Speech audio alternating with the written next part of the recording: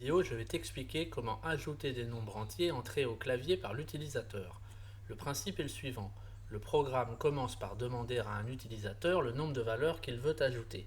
Par exemple, si l'utilisateur tape 5, cela signifie que 5 nombres devront être ajoutés. Alors attention, ils ne devront pas être ajoutés n'importe comment, ils devront être ajoutés par le programme au fur et à mesure que l'utilisateur les tape au clavier.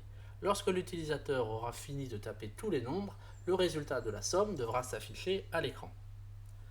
On va commencer par créer une variable qui recevra le nombre de valeurs ajoutées. Il est naturel de nommer cette variable nombre de valeurs. C'est ce qu'on fait ici. On utilise l'instruction input avec le message quel est le nombre de valeurs à ajouter, puisque nombre de valeurs doit être entré au clavier par l'utilisateur. Il faut donc lire le clavier. C'est ce qu'on fait. Donc ici on me demande quel est le nombre de valeurs. Par exemple, je vais prendre 3. Et tu vois qu'à ce moment-là, le programme crée la variable nombre de valeurs et il y place à l'intérieur le nombre 3 qui a été tapé au clavier. Nous aurons également besoin de créer une variable dans laquelle nous placerons tous nos calculs. Il est là aussi assez naturel de la nommer somme puisque le but est d'ajouter tous les nombres. C'est ce qu'on fait ici. Et on n'oublie pas bien entendu d'initialiser cette variable avec 0 puisqu'il s'agit d'une somme. C'est ce qui se passe à l'étape suivante. Donc maintenant, si on rappelle le principe, c'est que les nombres doivent être ajoutés au fur et à mesure que l'utilisateur les tape au clavier. Donc ça va donner quoi? Ça va donner l'utilisateur tape un nombre, le programme le lit, l'ajoute aux autres nombres. Et puis on recommence. L'utilisateur tape le nombre suivant, le programme le lit et l'ajoute aux autres nombres, etc. Donc on voit qu'il y a une idée de répétition et que les instructions qui vont être répétées, c'est lire le nombre entré par l'utilisateur, puis l'ajouter au résultat précédent. Alors comment ça se traduit? Ça se traduit par une boucle de répétition, for. ID valeur, c'est tout simplement ID, c'est le numéro, donc le numéro de la valeur. Dans range, nombre de valeurs. Bien entendu, ici, tu ne vas pas écrire 3, parce que il faut que le programme fonctionne dans tous les cas. Si l'utilisateur rentre 5, il faut que ça fonctionne aussi avec un 5, et non pas seulement avec un 3. Donc, c'est pour ça qu'au lieu d'écrire un nombre, on écrit le nom de la variable qui va contenir justement ce fameux nombre de valeurs. Ensuite, qu'est-ce qu'on fait? Eh bien, pour chaque nombre, on va le lire au clavier. On crée pour cela une valeur, enfin une variable, auquel on va donner le nom de valeur, c'est naturel puisque c'est une valeur qu'on va placer dedans. Donc voilà. Ici, quelle valeur? Par exemple 10.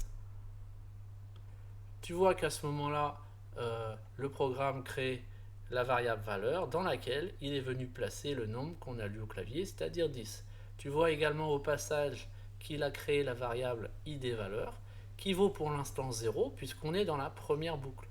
Je te rappelle qu'en informatique, on commence toujours à compter à partir de 0 si on ne précise rien. Donc on est bien dans la première boucle qui a l'identifiant 0.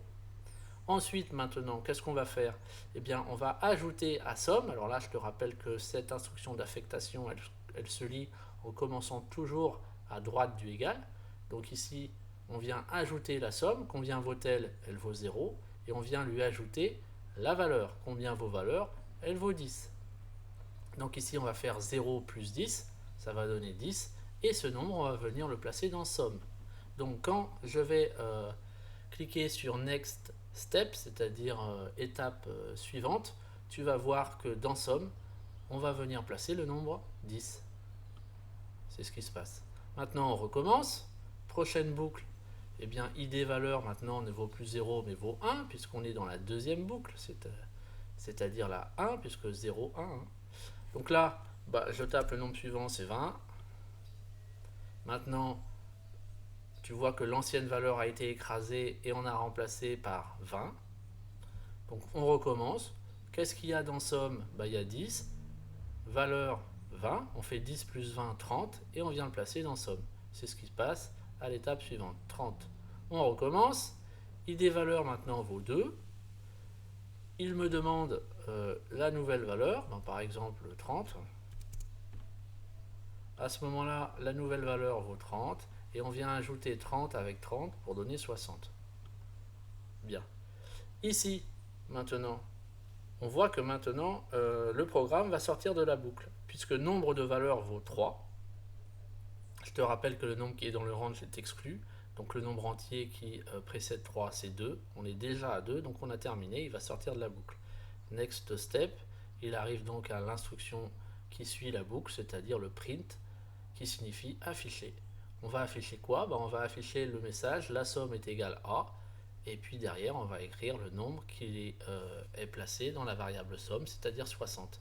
Donc quand je vais cliquer sur Next Step, le message la somme est égale à 60 va venir s'afficher ici. Voilà, cette vidéo est terminée, alors je te conseille de la revisionner si tu n'as pas compris.